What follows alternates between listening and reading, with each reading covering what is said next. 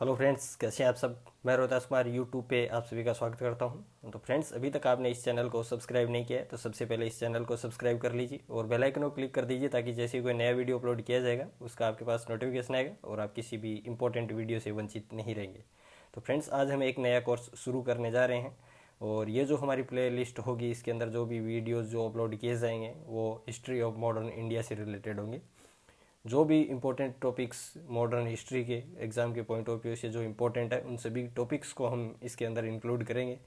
I hope ये course आपको बहुत पसंद आएगा। और सबसे पहले मैं आपको एक कोर्स ओवरव्यू बता देता हूँ कि इसके अंदर हम क्या क्या पढ़ने वाले हैं। तो सबसे पहले मॉडर्न हिस्ट्री के अंदर अगर बात करें तो अराइवल ऑफ यूरोपियंस के बारे में पढ़ा जाता है कि जैसे सबसे पहले पोर्टुगीज़ आए, फिर डच, फिर इंग्लिश, फिर स्पेनिश, फिर फ्रेंच। ठीक है, इनके बारे में हम डिटेल से डिस्कस करेंगे एक एक के बारे में। फिर अगर नेक्स्ट देखें तो कार्नेटिक्स वार के बारे में पढ़ेंगे, जो कर्नाटक के युद्ध हुए थे उनके बारे में। और फिर अगर देखें तो पोस्ट मुगल एम्परर के बारे में पढ़ेंगे। ठीक है, जो भी मुगल एम्परर थे, जो भी मुगल रूलर्स थे उनके बारे में डिटेल से डिस्कस करेंगे एक एक के बारे में। फिर बंगाल के बारे में डिस्कस करेंगे, बंगाल के अंदर कौन से गवर्नर जनरल ऑफ बंगाल हुए थे, कौन कौन से एक एक के बारे में डिटेल से डिस्कस करेंगे। बंगाल के बाद में नेक्स्ट पढ़ेंगे मराठाज के बारे में। ठीक है, कौन कौन से मराठा रूलर्स थे। ओके, मराठा के बाद में नंबर आता है पेशवा का। ठीक है, तो एक एक पेशवा को भी डिटेल से डिस्कस करेंगे। उसके बाद में एंग्लो मराठा वार हुए थे। ठीक है, उनके बारे में डिस्कस करेंगे कि अंग्रेज और मराठाओं के बीच में जो जो भी युद्ध लड़े गए थे उन सभी के बारे में डिटेल से डिस्कस करेंगे। उसके बाद में मैसूर के बारे में पढ़ेंगे, फिर पंजाब के बारे में। ठीक है, तो ये कुछ रियासतों के बारे में डिटेल से डिस्कस करेंगे। उसके बाद में ये डिस्कस करने के बाद में हम पढ़ेंगे रेगुलेटिंग एक्ट ऑफ 1773। ठीक है, क्योंकि ये मॉडर्न हिस्ट्री के अंदर पढ़ा जाता है ये एक्ट। वैसे तो हम इसको इंडियन पॉलिटी के अंदर भी पढ़ते हैं लेकिन हम इसको मॉडर्न हिस्ट्री के अंदर पढ़ेंगे क्योंकि इससे कई चीज़ लिंक्ड है। ओके, तो ये एक्ट पढ़ने के बाद में हम पढ़ेंगे लॉर्ड कॉर्नवालिस के बारे में और लॉर्ड वेलेस्ली के बारे में, क्योंकि इनके द्वारा और जो रिफॉर्म्स किए गए थे वो एग्ज़ाम के पॉइंट ऑफ व्यू से बहुत इंपॉर्टेंट है। हालांकि सभी गवर्नर जनरल्स के बारे में हम डिटेल से डिस्कस करेंगे लेकिन जो इंपॉर्टेंट है एग्ज़ाम के पॉइंट ऑफ व्यू से उनको हमें और डिटेल से पढ़ेंगे। ठीक है, फिर उसके बाद में लॉर्ड वेलेस्ली के बाद में हम डिस्कस करेंगे जो रैयतवाड़ी और महलवाड़ी सिस्टम इंट्रोड्यूस किए गए थे उनके बारे में डिटेल से डिस्कस किए करेंगे कि कहाँ कहाँ इनको इंट्रोड्यूस किया गया था, कहाँ कहाँ फ़ायदा हुआ था। ठीक है, उसका इम्पेक्ट क्या थे। तो इसको डिस्कस करने के बाद में हम डिस्कस करेंगे गवर्नर जनरल ऑफ इंडिया के बारे में। ठीक है, गवर्नर जनरल ऑफ बंगाल, उसके बाद में गवर्नर जनरल ऑफ इंडिया और उसके बाद में जो वॉइस रॉय थे उनके बारे में। वो वॉइस रॉय के साथ में हम पढ़ लेंगे काउंसिल ऑफ इंडिया एक्ट 1858। ठीक है, 1858 के बाद में वॉइस रॉय बनाए गए थे। ठीक है, तो उसको भी डिस्कस करेंगे। और लॉर्ड लिटन, रिपन और लॉर्ड डलहौजी, तीन ये एग्ज़ाम के पॉइंट ऑफ व्यू से बहुत इंपॉर्टेंट है, तो इनको भी डिटेल से पढ़ेंगे। इनके टाइम पीरियड के दौरान जो जो भी इम्प्रूवमेंट हुए थे, रिफॉर्म्स किए गए थे, ठीक है, जो जो चीज़ इंट्रोड्यूस की गई थी उनके बारे में भी डिटेल से डिस्कस करेंगे। इसके बाद हम बात करेंगे पार्टीशन ऑफ बंगाल की। ठीक है, बंगाल विभाजन की बात करेंगे और उसके बाद पढ़ेंगे रिवोल्ट ऑफ 1857, 1857 की क्रांति। इसके अंदर हम पढ़ेंगे कि उसके क्या कारण थे, क्या नेचर था, क्या इम्पैक्ट था। ठीक है, कौन कौन सी उनकी लीडरशिप थी। ठीक, लीडरशिप किस किस के पास थी और कहाँ कहाँ किस किस के पास थी, ये सभी पढ़ेंगे हम। इसके बाद में हम डिटेल से डिस्कस करेंगे एक इम्पोर्टेंट टॉपिक जो कि यूपीएससी और आरपीएससी के लिए जो सिविल सर्विसेज एग्ज़ाम है उसके लिए बहुत इंपॉर्टेंट है, रिलीजियस रिफॉर्म मूवमेंट्स। ठीक है, उसके अंदर हम हिंदू और मुस्लिम रिलीजियस रिफॉर्म मूवमेंट्स हुए थे उनके बारे में डिटेल से पढ़ेंगे। उनके अंदर जो जो भी रिफॉर्मर्स हुए थे उनके बारे में एक एक के बारे में डिटेल से डिस्कस करेंगे। ओके, फिर उसके बाद रिलीजियस रिफॉर्म मूवमेंट का क्या नेचर था, क्या और क्या इम्पैक्ट थे उसके, वो भी डिटेल से हम पढ़ लेंगे। ठीक है, तो ये हमारा हिस्ट्री ऑफ मॉडर्न इंडिया का सिलेबस रहेगा। ठीक है, तो इसके अंदर हम जो भी टॉपिक्स आएंगे एग्ज़ाम के पॉइंट ऑफ व्यू से इम्पोर्टेंट उन सभी को इसके अंदर हम इंक्लूड करेंगे। आई होप ये कोर्स है ये आपको बहुत पसंद आएगा और ये वीडियोज़ उन सभी के लिए यूज़फुल होंगे जो एसएससी, यूपीएससी या फिर किसी स्टेट सिविल सर्विसेज एग्ज़ाम की प्रिपरेशन कर रहे हो या फिर ऐसा कोई भी कम्पिटिटिव एग्ज़ाम जिसके अंदर हिस्ट्री ऑफ मॉडर्न इंडिया के क्वेश्चन पूछे जाते हैं, आधुनिक भारत के इतिहास के कुछ क्वेश्चन पूछे जाते हैं, उनके लिए वीडियोज़ बहुत इंपॉर्टेंट है। तो आप इन सभी वीडियोज़ को ज़रूर विजिट करें और बेल आइकन को क्लिक कर दें ताकि जैसे ही वीडियो अपलोड किया जाएगा उसका आपके पास नोटिफिकेशन आ जाएगा और आप किसी भी इम्पोर्टेंट वीडियो से वंचित नहीं रहेंगे। तो चलिए फ्रेंड्स, शुरू करते हैं। आज सबसे पहले हम अराइवल ऑफ यूरोपियंस से स्टार्ट करते हैं कि पोर्तुगीज़ और जो डच थे वो इंडिया के अंदर उनका इंट्रोडक्शन कैसे हुआ था। ठीक है,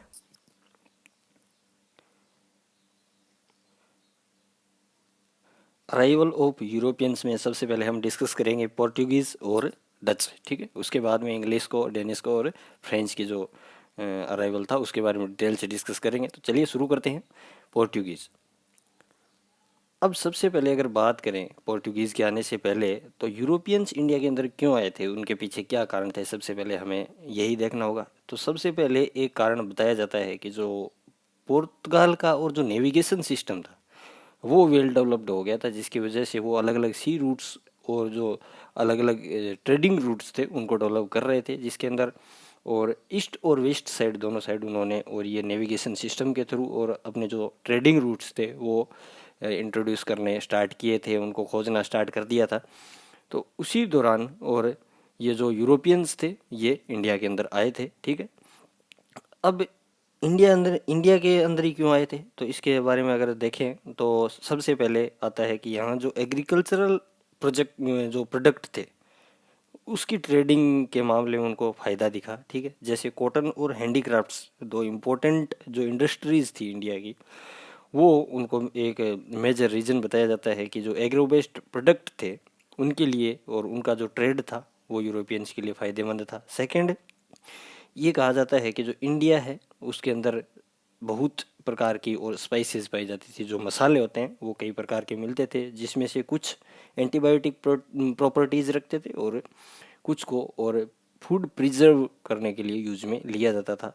फिर नेक्स्ट देखें तो जो लैंड रूट्स के अंदर जो भी कन्फ्लिक्ट्स आते थे, जो भी रेजिस्टेंस आते था और या जो फिर जो टैक्स लगाए जाते थे, टैक्सेशन सिस्टम था, इस प्रकार की जो प्रॉब्लम्स थी उससे और छुटकारा पाने के लिए और उन्होंने सी रूट्स डेवलप कर लिए थे। ठीक है, समुद्र के जो रास्ते थे वो डेवलप किए थे और जिसकी वजह से ये जो कन्फ्लिक्ट्स और ये टैक्सेशन थे ये उनके अंदर कमी आई थी। ठीक है, तो ये वजह थी यूरोपियंस के इंडिया आने के पीछे।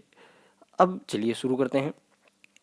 पहले क्रोनोलॉजिकल सीक्वेंस देख लेते हैं, कई बार एग्जाम में आ चुका है ये कि सबसे पहले कौन आए थे और लास्ट में कौन आए थे। एक क्वेश्चन ये भी आता है कि जो फैक्ट्रीज स्टेब्लिश की गई थी इन कंट्रीज़ के द्वारा, तो वो उनके बारे में भी क्वेश्चन पूछा जाता है, तो उनको हम बाद में डिस्कस करेंगे। तो सबसे पहले एक बार सीधा क्रोनोलॉजिकल सीक्वेंस देख लीजिए। सबसे पहले पोर्टुगीज़, फिर डच, फिर इंग्लिश, फिर डेनिश, फिर फ्रेंच, फिर स्वीडिश। ओके, तो ये इसका क्रोनोलॉजिकल सीक्वेंस है। अब सबसे पहले पढ़ते हैं पोर्टुगीज़। पोर्टुगीज़ के अंदर अगर बात करें, पुर्तगालियों के अंदर बात करें, तो सबसे पहले नाम आता है बॉर्टिलुमू डियास। आप स्क्रीन के ऊपर साथ में देखते चलिए, अगर मैं मार्क करूँगा तो वो थोड़ा डिस्टरबेंस होगा इसके अंदर, तो आप सीधा स्क्रीन के ऊपर मैं बोलता जा रहा हूँ वो आप देखते चलिए। बॉर्टिलुमू डियास कौन था? इसने कैप ऑफ गुड होप की खोज की थी। ठीक है, कैप ऑफ गुड होप कहाँ है? ये दक्षिण अफ्रीका के अंदर है। ठीक है, 1487 के अंदर 1487 ईस्वी के अंदर, सॉरी 1487 ईस्वी के अंदर कैप ऑफ गुड होप की खोज की थी बार्टोलोम्यू डियास ने। अब इसके बाद नेक्स्ट इंडिया की बात करें तो इंडिया के अंदर हमें नाम देखने को आता है पोर्टुगीज़ के सबसे पहले वास्को डी गामा। अब इस ये जो कैप ऑफ गुड होप है इसके अंदर जो नेविगेशन सिस्टम इस्टेब्लिश किया गया था उसी के थ्रू ये वास्को डी गामा और नए ट्रेडिंग सेंटर के लिए और उनकी खोज के लिए निकला हुआ था। ठीक है, तो उसी दौरान इंडिया के अंदर आया। तो वास्को डी गामा उसने 1498 के अंदर इंडिया को डिस्कवर किया 1498 में और भारत का आविष्कार किया। उसने भारत को खोजा और यह जो वास्को डी गामा था ये एक ट्रेवलर था। ठीक है, ट्रेडिंग पर्पज से इंडिया के अंदर आया था और जब इंडिया पहुंचा तब एक गुजराती ट्रेडर था जिसका नाम था अब्दुल मलिक। ओके, वो उसका गाइड बना था। ठीक है, कि इंडिया के अंदर कहाँ कहाँ उनको लेके जाना है, तो ये सभी जो रिस्पॉन्सिबिलिटीज़ थी ये इस अब्दुल मलिक ने ली और वास्को डी गामा का गाइड के रूप में काम किया था। ठीक है, फिर नेक्स्ट देखें तो 14 मई 1498 ये Vasco D gamma Calcutta port पे पहुंचा था। जिस टाइम उसको कलिकट पोर्ट बोलते थे। ओके, अब इसके बाद में अगर देखें तो वास्को डी गामा को और वहाँ जो रूलर था या वहाँ जो किंग था उसको जेमोरिन कहते थे। ठीक है, जेमोरिन एक टाइटल दिया जाता था उनको, नाम नहीं है ये जेमोरिन, उनका टाइटल है। ठीक है, तो जेमोरिन के द्वारा और इस वास्को डी गामा को रिसीव किया गया था और इसके बाद में, और उसको कुछ प्रिविलेज भी दिए गए थे। तो वास्को डी गामा इंडिया के अंदर लगभग 3 महीने रुका था, ठीक है। अब ये 14 मई 1498 को आया था। उसके बाद 3 महीने यहाँ पे ट्रेडिंग की उसने। ट्रेडिंग में उसको 60 गुना ज़्यादा फ़ायदा हुआ। ये बात आपको याद रखनी है कि 60 टाइम्स मोर प्रॉफिट गेन किया था इसने। 60 times more profit Vasco D gamma ने इंडिया के अंदर ट्रेड करके। तो वो 3 महीने के बाद में वापस चला गया था। फिर 1501 के अंदर 1501 के अंदर वापस इंडिया आया था ये वास्को डी गामा, ओके। तो अब वास्को डी गामा के बाद में देखिए तो नेक्स्ट है पेड्रो अल्वर्स काब्रेल। नाम देखिए दोबारा, पेड्रो अल्वर्स काब्रेल, सेकेंड पोर्टुगीज ट्रेवलर था ये। फिर ये फर्स्ट कौन हो गया, वास्को डी गामा। सेकेंड है पेड्रो अल्वर्स काब्रेल। इसने फर्स्ट पोर्टुगीज फैक्ट्री स्टेब्लिश की थी। पोर्टुगीज फैक्ट्री का मतलब जो पोर्टुगीज ट्रेडिंग सेंटर है वो स्टेब्लिश किया था कोचीन के अंदर। कब, 1503 के अंदर, 1503 ईस्वी में कोचीन के अंदर। और पेड्रो अल्वर्स काब्रेल ने और जो प्रथम पुर्तगाली फैक्ट्री थी उसकी स्थापना की थी। और ये कोचीन कहाँ है, ये है केरला के अंदर, ठीक है। फिर नेक्स्ट जो पर्सन नाम आता है वो है फ्रांसिस्को डी अल्मीडा। ये कौन है, first Portuguese governor. Francisco de Almeida को पहला पुर्तगाली गवर्नर बनाया गया था 1505 के अंदर, 1505 के अंदर। फिर नेक्स्ट है अल्फोंसो डी अल्ब्यूकर्क।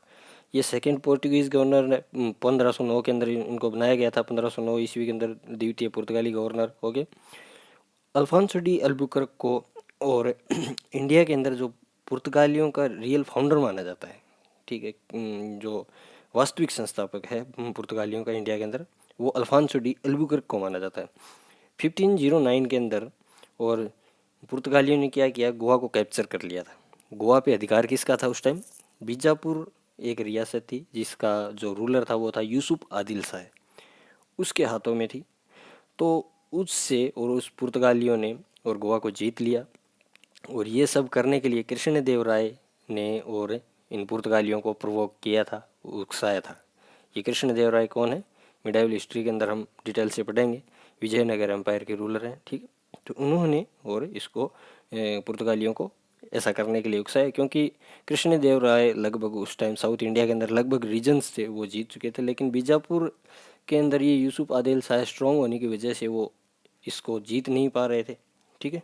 तो इसकी वजह से और उन्होंने इन पुर्तगालियों को कहा कि आपके पास आर्मी स्ट्रॉन्ग है, आपका बेस स्ट्रॉन्ग है, तो आप इसको हथिया लीजिए, आपको इससे फ़ायदा होगा। अलग अलग फ़ायदे बता दिए, जिसकी वजह से पुर्तगालियों ने गोवा पर आक्रमण कर दिया था, ठीक है, और गोवा को हथिया लिया। अब नेक्स्ट देखें तो निन्नो डी कूना। निन्नो डी कूना ने और गोवा को अपनी कैपिटल बनाया था 1513 के अंदर, ठीक है, 1530 के अंदर। और निन्नो डी कूना ने गोवा को अपनी राजधानी बनाया था। मार्टिन अल्फांसो डी सूजा, इनका नाम क्यों पढ़ा जाता है पुर्तगालियों के अंदर, क्योंकि 1542 के अंदर सेंट जेवियर इंडिया आया था इनके साथ, ठीक है। मार्टिन अल्फांसो डी सूजा के साथ 1542 के अंदर सेंट जेवियर इंडिया आए थे, ठीक है। तो ये है पुर्तगालियों का एक बेसिक इंट्रोडक्शन, जो कि वो इंडिया के अंदर कैसे उनका इंट्रोडक्शन हुआ, कैसे वो इंडिया के अंदर आए, ठीक है। ये मेन पर्सन थे। अब अगर बात करें तो उन्होंने यहाँ पे जो अपना इस्टेब्लिशमेंट किया था तो कैसे रूल किया था, उसका नेचर के बारे में डिस्कस करते हैं। तो सबसे पहले अगर बात करें तो ब्लू वाटर पॉलिसी, उन्होंने एक पॉलिसी बना रखी थी, ब्लू वाटर पॉलिसी। ये क्या है, इसको समझने की कोशिश कीजिए। पुर्तगालियों ने क्या किया, अरेबियन सी को कैप्चर कर लिया था, ठीक है। अरेबियन सी को कैप्चर करने के बाद में और उसके ऊपर अपनी जो मोनोपोली थी वो स्टेब्लिश कर ली, ठीक है, सुपरमेसी स्टेब्लिश कर ली। वो खुद को और लॉर्ड ऑफ सी कहते थे, समुद्र का भगवान खुद को मानते थे। और उनका जो ओशियनिक एम्पायर था, उनका जो समुद्री साम्राज्य था, वो एस्टार्डोडी इंडिया के नाम से पॉपुलर था, ठीक है। और जो मुग़ल एम्पायर अकबर है उसको अरेबियन सी देखने के लिए और इन पुर्तगालियों से परमिशन लेनी पड़ी थी। ये बात मैंने इसलिए लिखी है यहाँ पे क्योंकि उस टाइम देखिए अरेबियन सी के ऊपर और इन पुर्तगालियों का और अधिकार था। हालांकि मुग़ल एम्पायर होने के बावजूद भी अकबर को इनसे परमिशन लेनी पड़ती थी, ठीक है। तो इसके बाद नेक्स्ट जो पॉलिसी आती है वो आती है कार्ड्स। कार्ड्स क्या है, ये एक परमिशन लेटर है जो कि पुर्तगालियों के द्वारा इशू किया जाता था किसके रिगार्डिंग, कि अरेबियन सी के अंदर अगर आप ट्रेड करना चाहते हो तो आपको ये कार्ड से लेना पड़ेगा पुर्तगालियों से, ओके। अब इसके बाद नेक्स्ट देखिए अरमाडा सिस्टम। अर्माडा सिस्टम क्या है कि जैसे ही कोई इस अरेबियन सी से और कोई इंडियन शिप जाती थी, तो एक पोर्टुगीज शिप्स भी साथ में उसके भेजी जाती थी एक सिक्योरिटी पर्पज़ के लिए, ठीक है, ताकि उनको किसी प्रकार का नुकसान ना हो, एक स्थान से दूसरे स्थान तक इस जहाज़ को सुरक्षित पहुंचाया जा सके इसके लिए। और एक पुर्तगाली जहाज़ साथ में जाती थी, तो इसको वो अर्माडा सिस्टम कहते थे, ठीक है। तो ये कुछ बेसिक उनका जो रूलिंग नेचर था कि वो कैसे रूल करते थे, कैसी पॉलिसीज अडॉप्ट करते थे, ठीक है। अब पुर्तगालियों के द्वारा क्या क्या शुरू किया गया था वो पढ़ते हैं। देखिए, सबसे पहले अगर बात करें तो उन्होंने जो बड़ी शिप होती थी, बड़ी जहाज़ें होती थी, उनको मैन्युफैक्चर करना स्टार्ट कर दिया था इंडिया के अंदर। बिग में ship manufacturing started in India by the Portuguese. Second देखें तो उन्होंने जो मेज और टोबैको है उसकी एग्रीकल्चर स्टार्ट कर दी थी। मक्का और तंबाकू की खेती इंडिया के अंदर स्टार्ट पुर्तगालियों के द्वारा की गई थी। हालांकि पोटैटो और जो कॉर्न एग्रीकल्चर है वो भी उन्हीं के द्वारा स्टार्ट की गई है, लेकिन ये कुछ बुक्स के अंदर नहीं बताई गई है। तो अगर आपको ऑप्शन में दिखे तो पोटैटो और कॉर्न देख लेना, अदरवाइज आप मेज एंड टोबैको जरूर याद रखना, ओके। इसके बाद नेक्स्ट देखिए, 1556 में क्या हुआ था कि उन्होंने एक प्रिंटिंग प्रेस स्टेब्लिश की थी गोवा के अंदर। अब प्रिंटिंग प्रेस स्टेब्लिश करने के बाद में सबसे पहले बाइबल को प्रिंट किया गया इससे, ठीक है। कब है? 1556 के अंदर, ओके। अब एक नेक्स्ट चीज़ और आती है कि उन्होंने आर्किटेक्चर के अंदर जो गोथिक स्टाइल होती है वो डेवलप की थी वो इंट्रोड्यूस की थी। अब गोथिक स्टाइल क्या होती है? जिसमें पॉइंटेड आर्क होते हैं, जो आर्किटेक्चर की जो स्ट्रक्चर्स होती है, जो इंफ्रास्ट्रक्चर, उसके अंदर कुछ चेंजेस किए गए थे।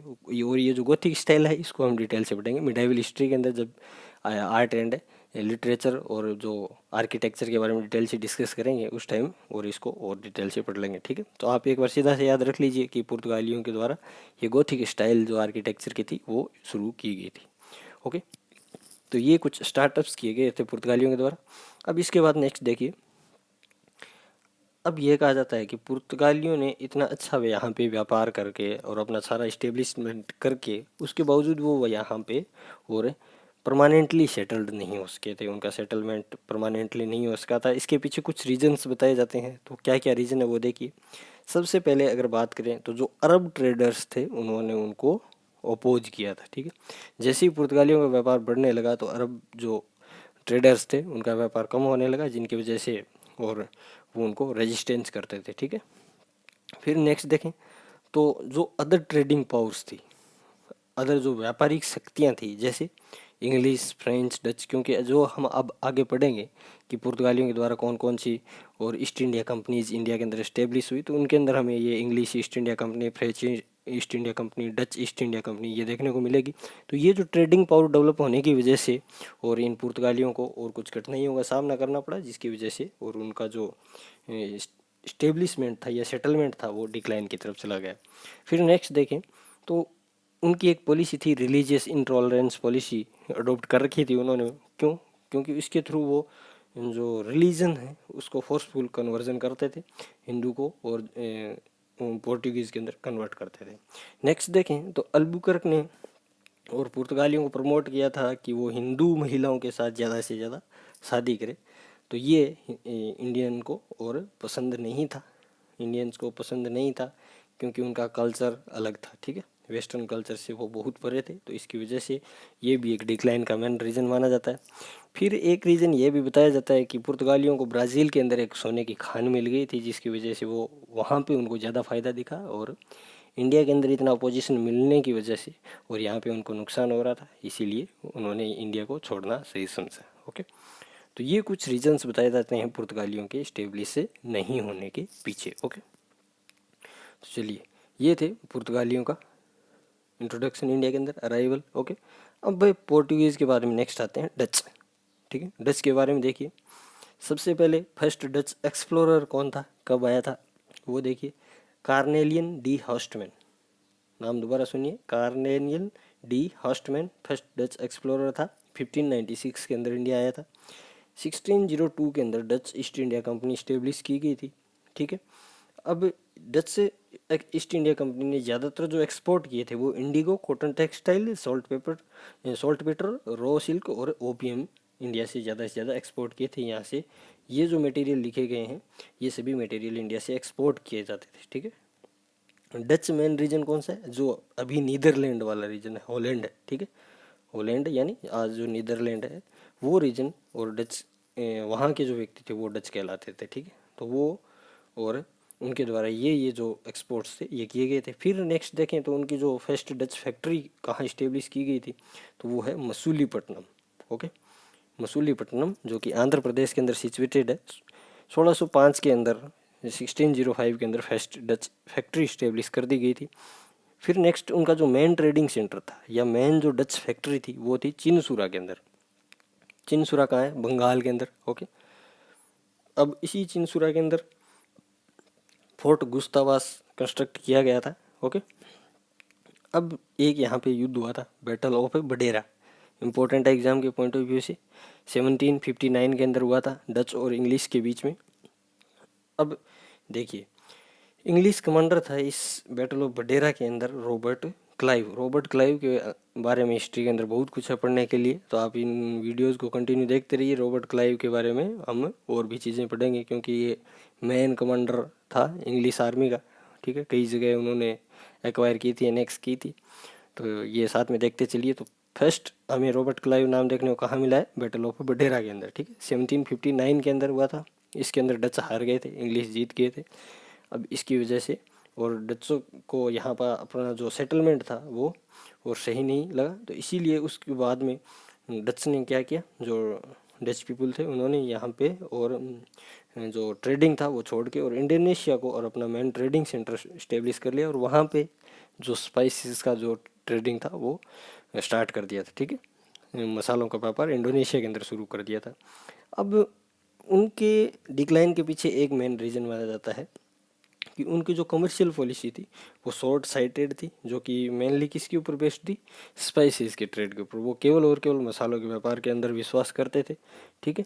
तो ये ही उनकी और जो डच पावर थी मेनली हम कह सकते हैं उसके डिक्लाइन के पीछे मेन रीज़न था, ठीक है। तो चलिए, ये था डच इंट्रोडक्शन इन इंडिया या arrival of Dutch in India. अब पढ़ेंगे नेक्स्ट पोर्टुगीज हो गए, डच हो गए, डच के बारे में नेक्स्ट आते हैं इंग्लिश।